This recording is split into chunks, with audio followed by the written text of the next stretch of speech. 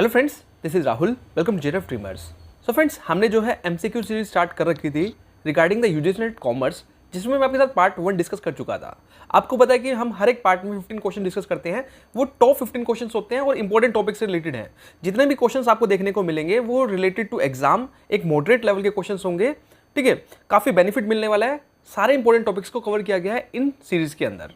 Okay, तो अगर आपने पार्ट 1 अटेम्प्ट नहीं करा तो पहले उसको भी कर लेना, उसके बाद अब इसको अटेम्प्ट कर लेना। ठीक है, आपका जो भी स्कोर रहेगा प्लीज़ कमेंट करके जरूर बताना। और अगर कहीं आपको डिफिकल्टी राइज हो रही है, मान लो कोई टॉपिक आपको क्लियर नहीं हुआ, तो वो भी आप कमेंट करके बता सकते हैं, उसको हम डिटेल डिस्कशन में ले लेंगे। ओके, चलिए स्टार्ट करते हैं। तो फ्रेंड्स, मैंने unit 1 to unit 10 related to UGC commerce और पेपर 1 की भी यूनिट में कवर कर चुका हूँ इसी चैनल पर। होप्स आपने उन वीडियोस को देख लिया होगा और प्रीवियस ईयर एमसीक्यूज भी अवेलेबल है चैनल के ऊपर, तो आप जाकर उनको भी अटेम्प्ट कर सकते हैं। ठीक है, ये जो पीडीएफ है आपको टेलीग्राम चैनल पर मिल जाएगी। अभी नहीं मिलेगी, जब एक बार सारे कवर अप हो जाएंगे तो उसके बाद पूरी डिटेल आपको पीडीएफ भी मिल जाएगी। ठीक है, तो चैनल को भी ज्वाइन कर लेना। और वीडियो फ्रेंड्स अच्छी लगे तो लाइक जरूर करना, आपके लाइक से कहीं ना कहीं मोटिवेशन मिलता है। ठीक है, तो चलिए स्टार्ट करते हैं। तो क्वेश्चन 1 से लेके हम 15 तक तो डिस्कस कर चुके थे। होप्स तो अपने क्वेश्चंस को अटेम्प्ट कर लिया होगा और कहीं भी आपको जो है प्रॉब्लम अराइज नहीं हुई होगी। आज हम 15 से लेके 30 तक कवर करेंगे, ऐसे ही हम कंटिन्यू करेंगे इसको। चलिए, तो हमारा फर्स्ट क्वेश्चन है, मतलब कि 16th हमारा क्वेश्चन है, विच of the flowing vehicle is used while traffic building is the consumer promotion objective. तो फ्रेंड्स, जैसे कि मैंने आपको बता रखा है, जब तक मैं क्वेश्चन को रीड करूंगा और उसको क्लियर करूंगा उतने तक आपका ये क्वेश्चन अटेम्प्ट हो जाना चाहिए। ठीक है, नेक्स्ट स्लाइड पर आपको आंसर मिल जाएगा। तो पूछ रखा है कि कंज्यूमर प्रमोशन ऑब्जेक्टिव का ट्रैफिक बिल्डिंग से रिलेटेड हम कौन सा व्हीकल बेसिकली यूज करेंगे। ठीक है, हमको अगर मान लो कस्टमर्स को अट्रैक्ट करना है, हम चाहते हैं कि कस्टमर्स हमारी शॉप पर आए, तो उसके लिए मैं कौन सा तरीका इनमें से अपनाऊंगा। ऑप्शन ए है डिस्काउंट सेल, बी है स्पेशल इवेंट, सी कूपन्स, डी कैटलॉग ऑफर्स।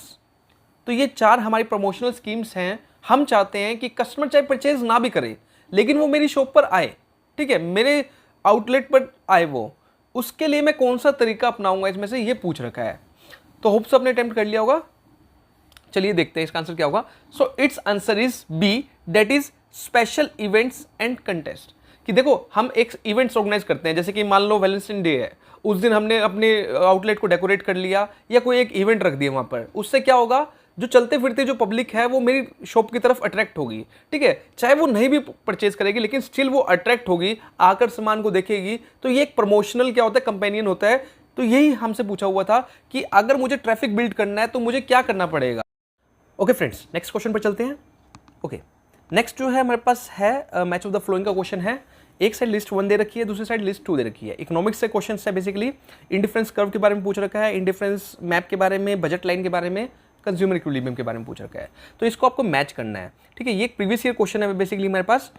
तो अगर आपको मीनिंग पता है कि इंडिफरेंस मैप क्या होता है, इंडिफरेंस कर्व क्या होता है, तो बहुत बेसिक सा है। जैसे कि अगर आप बात करें ग्रुप ऑफ इंडिफरेंस कर्व को हम इंडिफरेंस मैप कह देते हैं। तो इसी से रिलेटेड हमारा क्वेश्चन हमको मैच करना है। तो अगर लिस्ट 1 की बात करें तो हमें दे रखा है, मीनिंग दे रखा है, A various combination that a consumer can purchase, that a consumer can purchase. B दे रखा है various combination of 2 commodities equal satisfaction. C दे रखा है set of indifference curve and D दे रखा है point of tangency of a budget line on an indifference curve. List 2 में इनके इंडिफरेंस मैप है, इंडिफरेंस कर्व है, बजट लाइन है, कंज्यूमर इक्विलिब्रियम है। नीचे हमें ऑप्शंस दे रखे हैं। ठीक है, ऑप्शंस दे रखे हैं ए बी सी डी, तो आपको मैच करना है। ठीक है, तो अगर आपको मीनिंग का पता है तो आप इजीली इसको क्या कर सकते हैं, मैच कर सकते हैं। अगर आपको यहाँ पे ना एलिमिनेशन, देखो मैच ऑफ द फ्लोइंग में एक ट्रिक होती है, बेसिकली आपको एलिमिनेट करना होता है। अगर आपको एक का मीनिंग भी पता लग जाता है, जैसे मान लो इंडिफरेंस मैप है, सबको पता होता है, बहुत कॉमन है कि ये क्या है, ग्रुप होता है इंडिफरेंस कर्व का। तो अगर देखो सी के अंदर अगर हम देखेंगे, हाँ जी, तो सी के अंदर अगर आप देखेंगे तो सेट ऑफ इंडिफरेंस कर्व दे रखा है। तो यहाँ से हमें एक चीज़ क्लियर होगी कि भाई सी का तो 1 ही होएगा। तो अब देखो सी का 1 होगा तो 2 जगह दे रखा है, एक बी दे रखा है और एक डी दे रखा है। तो या तो ऑप्शन हमारे पास बी होगा या डी होगा। अगर आपको थोड़ी सी क्लैरिटी और है, अगर आपको पता है इंडिफरेंस कर्व क्या होता है, अगर आपको पता है बजट लाइन क्या होता है, तो आप इसका आंसर इजिली दे सकते हैं। तो होप्स आपने अटेम्प्ट कर लिया होगा। चलिए देखते हैं इसका आंसर क्या होगा। So its answer is D. तो इसका आंसर हमारे पास क्या हो जाएगा, डी होएगा। तो डी में अगर हम बात करें ए का थर्ड, तो देखो various combination that a consumer can purchase कि क्या क्या कंज्यूमर परचेज कर सकते हैं, तो ये कम्बिनेशन शो किए जाते हैं बजट लाइन के ऊपर। अगर हम बात करें various combination of two commodities provide equal satisfaction, तो ये हो जाएगा हमारे पास indifference curve. Set of indifference curve की बात करें तो ये हमारे इंडिफरेंस मैप हो जाता है। पॉइंट ऑफ टेंडेंसी की बात करें तो ये हो जाता है हमारे पास बजट लाइन। ठीक है, होप सो क्लियर हो गया होगा। चलिए चलते हैं नेक्स्ट क्वेश्चन के ऊपर। नेक्स्ट क्वेश्चन है हमारे पास, हमें टू स्टेटमेंट्स दे रखी है regarding the call money market. तो ये हमारा जो क्वेश्चन है बैंकिंग में से है, बैंकिंग यूनिट में से। तो स्टेटमेंट फर्स्ट दे रखा है, it is an inter bank money market which is borrowed and lent for one day. तो इसने कहा कि कॉल मनी मार्केट वो होती है जहां पर हम बोरो करते हैं या लेंट करते हैं सिर्फ एक दिन के लिए। स्टेटमेंट सेकंड कहता है collateral is not required to borrow money to call money market, मतलब कि आपको सिक्योरिटी नहीं देनी पड़ती यहां से बोरो करने के लिए। अब देखो नॉर्मल सी बात है, कॉल मनी मार्केट में एक इंडिविजुअल तो डील नहीं करेगा। अब मान लो मुझे पैसा चाहिए, मैं तो नहीं जाऊंगा, यहाँ पे बैंक से डील करते हैं, लेकिन उसके रिगार्डिंग इन्होंने क्या रखा है कि ये एक दिन की मार्केट होती है और यहाँ पे सिक्योरिटी की रिक्वायरमेंट नहीं होती है। तो आपको बताना है कि कौन सी स्टेटमेंट ठीक है कौन सी गलत है। नीचे हमें ऑप्शन दे रखे हैं, A option 1 only, B 2 only, C both 1 and 2, D neither 1 and 2। तो hope so friends easy question है, आपने अटेम्प्ट कर लिया होगा।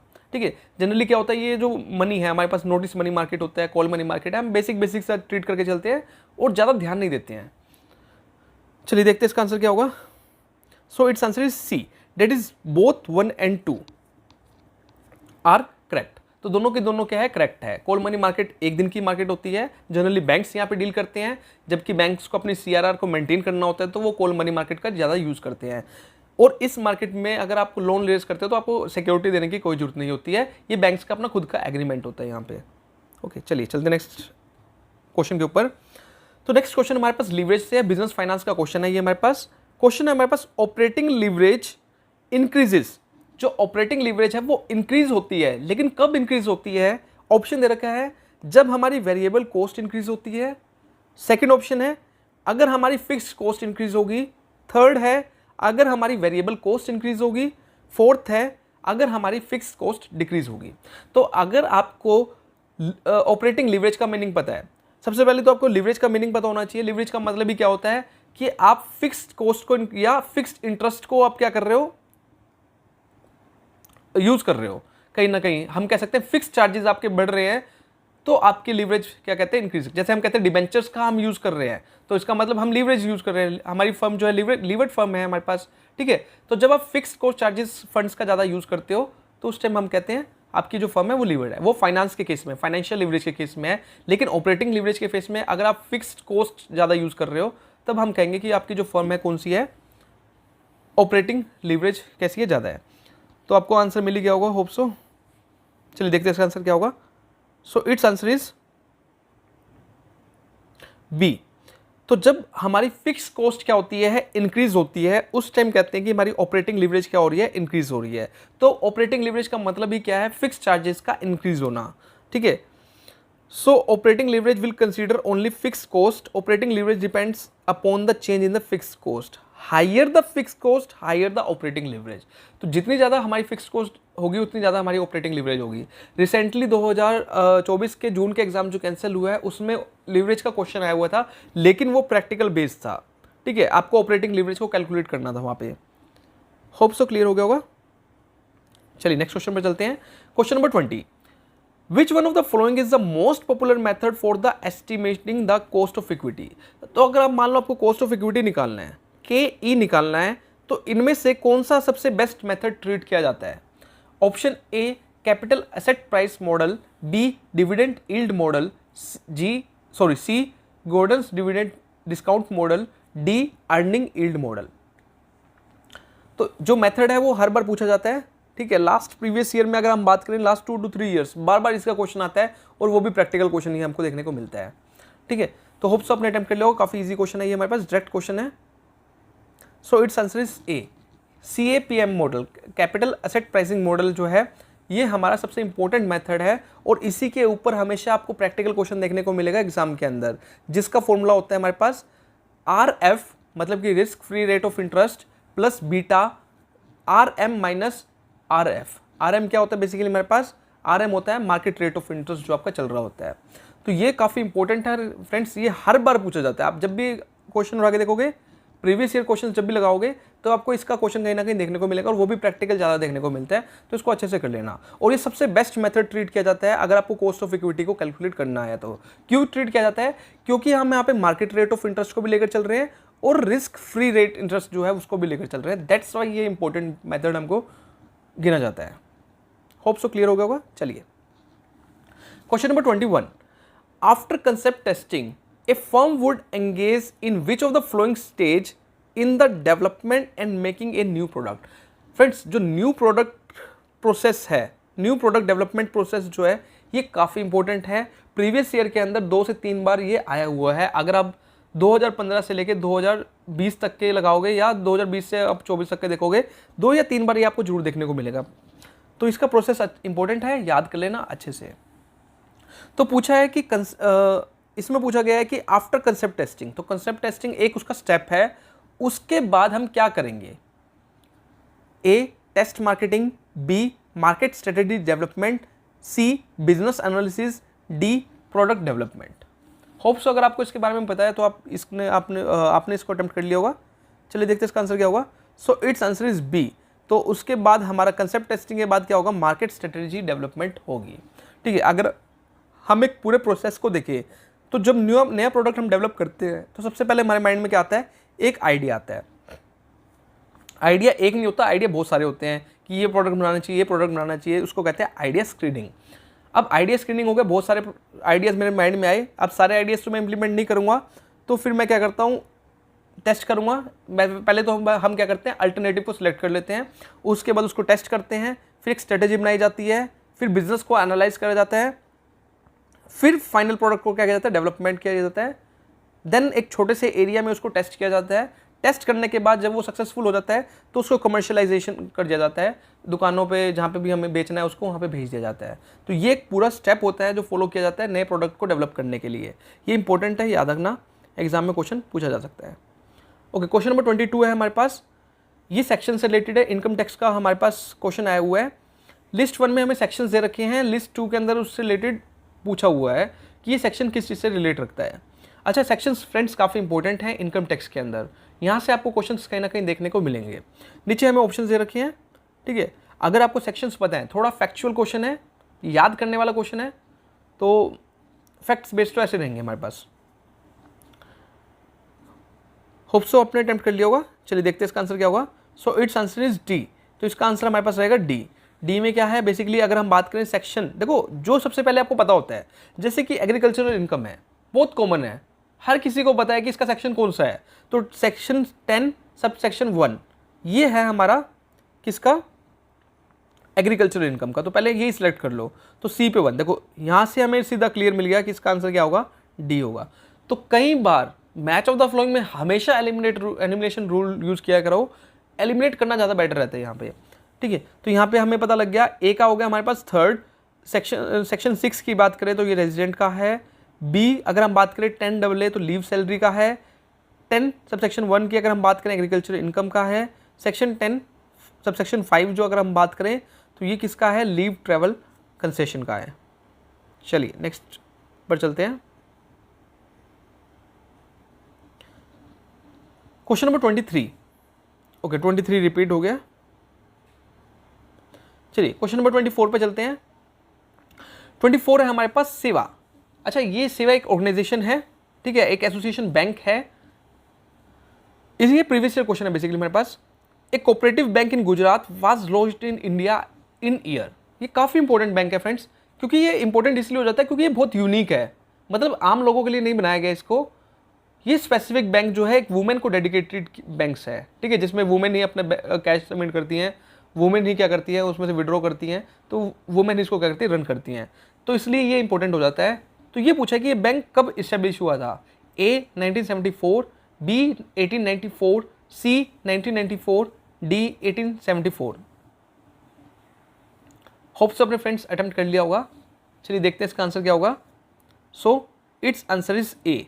तो ये जो बैंक है ये हमारा 1974 में क्या हुआ था? इस्टेब्लिश हुआ था। कहाँ पे हुआ था? गुजरात के अंदर हुआ था। इस बैंक का मेन ऑब्जेक्टिव क्या है? वुमेन एम्पावरमेंट इसका मेन ऑब्जेक्टिव है।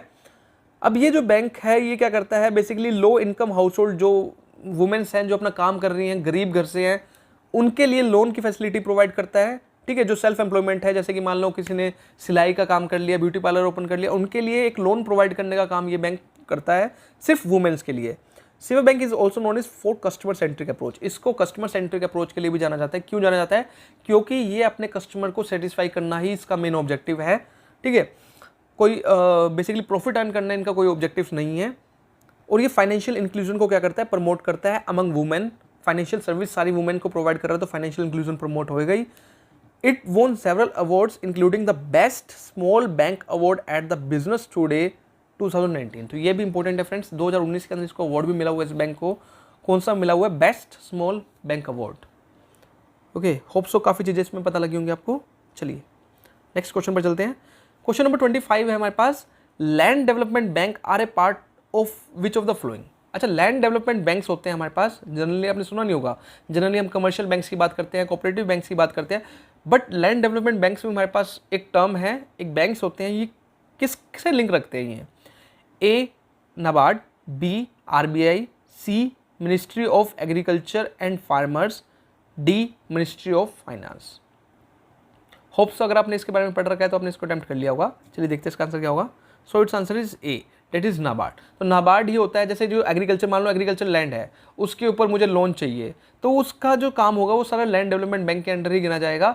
तो ये जो सारा काम होता है ये लैंड डेवलपमेंट बैंक हैंडल करते हैं, तो ये आता है हमारा नाबार्ड के अंदर। तो ये जनरली एग्रीकल्चरल फील्ड के अंदर ही इस बैंक का मेन रोल है। ठीक है, चलिए नेक्स्ट क्वेश्चन है 26। What type of insurance will apply if a family member has broken his her leg in an accident while on vacation in Singapore? तो अब क्या रखा है कि मान लो फैमिली मेम्बर से भाई घूमने का मन करा, जून की छुट्टियां थी, घूमने के लिए सिंगापुर चले गए हैं। अब सिंगापुर गए, जाके एक्सीडेंट हो गया, उधर उनकी लेग में फ्रैक्चर आ जाता है। अब वो इंश्योरेंस क्लेम करना चाहते हैं, तो यहाँ पे बताओ भाई उसको कौन सा इंश्योरेंस यहाँ पे उसको फायदेमंद है, या किस इंश्योरेंस के थ्रू वो क्लेम ले सकते हैं? A motor insurance, B travel insurance, C life insurance, D home insurance. तो इजी क्वेश्चन है फ्रेंड्स, लेकिन थोड़ा सा ट्रिकी हो जाता है। चलिए होप्स आपने अटेम्प्ट कर लिया होगा। So its answer is B travel insurance. तो यहाँ पे बेसिकली क्योंकि वो घूमने गए हुए हैं, बाहर गए हुए हैं, तो यहाँ पे ट्रैवल इंश्योरेंस जो है वो यूजफुल रहेगा क्लेम लेने के लिए।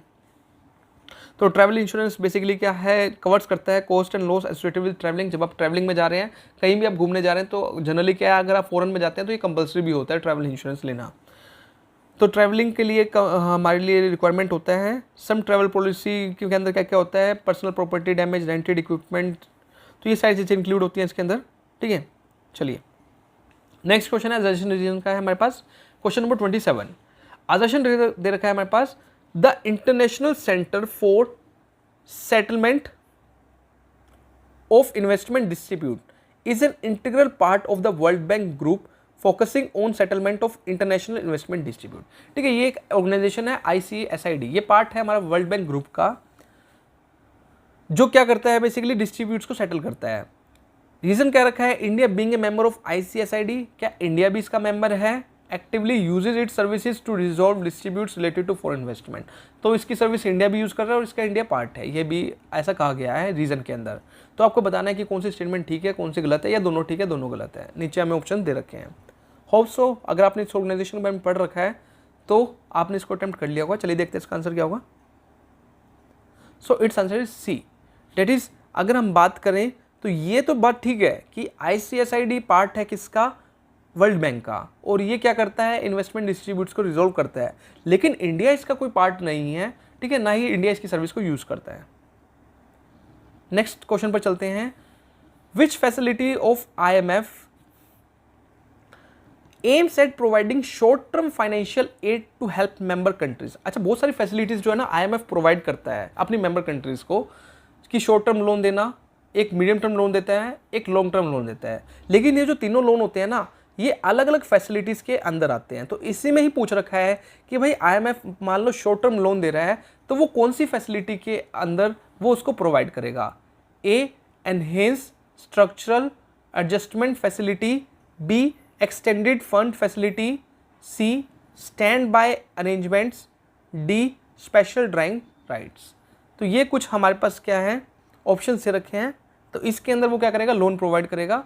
तो आपको बताना है इसके अंदर। तो होप्स अगर आपको पता है कि इन तीनों फैसिलिटी के बारे में अगर आप जानते हो तो आप इसको ईजिली क्या कर सकते हो, डील कर सकते हो। होप्स अपने अटेम्प्ट कर लिया होगा। चलिए देखते हैं इसका आंसर क्या होगा। So its answer is C, that is stand by agreement. तो अगर हम बात करें तीनों फैसिलिटीज़ के बारे में, तो अगर एनहेंस स्ट्रक्चरल एडजस्टमेंट फैसिलिटी है तो इसके अंदर जो लोन दिया जाता है वो मीडियम टू लॉन्ग टर्म के लिए दिया जाता है। इन केस अगर एक्सटेंडेड फंड्स फैसिलिटी है तो यहाँ पे जो लोन दिया जाएगा वो लॉन्ग टर्म के लिए दिया जाएगा। और अगर शॉर्ट टर्म के लिए लोन दे रहा है आईएमएफ तो वो आता है हमारा स्टैंड बाय एग्रीमेंट के अंदर, जिसके अंदर जो लोन दिया जाता है वो शॉर्ट टर्म के लिए दिया जाता है। चलिए क्वेश्चन नंबर 29 है हमारे पास। हमें 2 स्टेटमेंट्स दे रखी हैं, हमें बताना है कौन सी ठीक है और कौन सी गलत है। स्टेटमेंट ए दे रखा है, an export processing zone is different from free trade zone as it promotes unit primely devoted to exports. तो बेसिकली एक्सपोर्ट प्रमोशन जोन की बात की गई है, प्रोसेसिंग जोन की बात की गई है कि ये जो डिफरेंट होता है ये फ्री ट्रेड जोन से डिफरेंट होता है। आपको पता है हमारे पास 2 जोन होते हैं, एक होता है एक्सपोर्ट प्रमोशन और एक होता है FTZ, free trade zone. Reason दे रखा है, goods imported to a free trade zone में be re exported without any processing. मतलब कि अगर आपके पास फ्री ट्रेड जोन है तो वहां पे आप गुड्स को इंपोर्ट कर और डायरेक्टली क्या कर सकते हो, एक्सपोर्ट कर सकते हो बिना किसी प्रोसेसिंग के। लेकिन goods exported by units in EPZ are expected to have undergone some value addition. क्या रखा है कि export promotion zone, processing zone के अंदर क्या होता है, आप कोई गुड्स मंगवाओगे, उसके गुड्स के अंदर कुछ आपको चेंज करना पड़ेगा, कुछ वैल्यू एडिशन करना पड़ेगा, तभी आप वहां से क्या कर सकते हो, एक्सपोर्ट कर सकते हो। लेकिन फ्री ट्रेड जोन के अंदर ऐसा कोई नेसेसिटी नहीं है। तो पूछ रखा है कि ये दोनों स्टेटमेंट ठीक है? ठीक है। अगर नहीं है तो कौन सी ठीक है वो आपको बताना है। तो नीचे हमें ऑप्शन दे रखे हैं। होप सो फ्रेंड्स अगर आपको EPZ के बारे में और FTZ के बारे में पता है तो आपने इसको अटेम्प्ट कर लिया होगा। चलिए देखते हैं इसका आंसर क्या होगा। So its answer is A, that is दोनों के दोनों स्टेटमेंट हमारी क्या है, ठीक है। क्योंकि फ्री ट्रेड जोन क्या होता है, देखो दोनों का मतलब आपको पता होना चाहिए। फ्री ट्रेड जोन अगर हम बात करें तो यहां पे क्या होता है, आप बेसिकली इसमें क्या कर सकते हो, गुड्स को री एक्सपोर्टेड कर सकते हो विदाउट एनी प्रोसेसिंग। मान लो मैंने चाइना से गुड्स मंगवाया, बिना कोई उसके प्रोसेस करके मैंने कोई दूसरी कंट्री में उसको क्या कर दिया, भेज दिया। जिस फॉर्म में आए उसी फॉर्म में मैंने सेल कर दिए, एक्सपोर्ट कर दिए। तो ये करा जा सकता है फ्री ट्रेड जोन के अंदर, नाम ही फ्री है। एक्सपोर्ट प्रोसेसिंग जोन के अंदर क्या होता है, आपको कुछ उसमें वैल्यू एडिशन करना जरूरी होता है। बिना वैल्यू एडिशन के आप उसको क्या नहीं कर सकते, एक्सपोर्ट नहीं कर सकते। तो ये डिफरेंस रहता है फ्री ट्रेड जोन में और एक्सपोर्ट प्रोसेसिंग जोन में। चलिए नेक्स्ट लास्ट क्वेश्चन है आज का हमारा। क्वेश्चन है the currency having highest weightage in the determination of value of SDR is. जो SDR है, स्पेशल ड्रॉइंग राइट्स है हमारे पास, इसके अंदर 5 कंट्रीज की करेंसी होती है, लेकिन सबसे ज्यादा वेटेज किस कंट्री की रहेगी वो आपको बताना है। A British pound, B euro, C US dollar, D येन। तो आपको तो बहुत कॉमन सी चीज़ है कि यहीं से पता लग रहा होगा कौन सी कंट्री की करेंसी ज़्यादा भारी पड़ने वाली है इसके अंदर, है ना। वीक पूछा जाता तो क्वेश्चन थोड़ा ट्रिकी भी होता, लेकिन हैवी करेंसी पूछ लिया तो भाई सबको ही पता होगा। चलिए सो its answer is C, that is US dollar. तो अगर हम 5 कंट्रीज़ की बात करें जिसकी करेंसी होती है इसके अंदर, तो वो कौन कौन सी हैं। पहला है यूरो, 29.31% इसके होल्ड कर रखा है। चाइनीज़ की है 10.92, जापानीज़ है 8.18, पाउंड है 8.09, US डॉलर है 43.38। एक चीज़ जरूर याद रखना, सबसे जो कम है परसेंट किस कंट्री के पास है, कौन सी उसमें करेंसी है, तो वो पाउंड स्टर्लिंग है। याद रखना ये पूछा जा सकता है 8.09, क्योंकि ज़्यादा डिफरेंस नहीं है।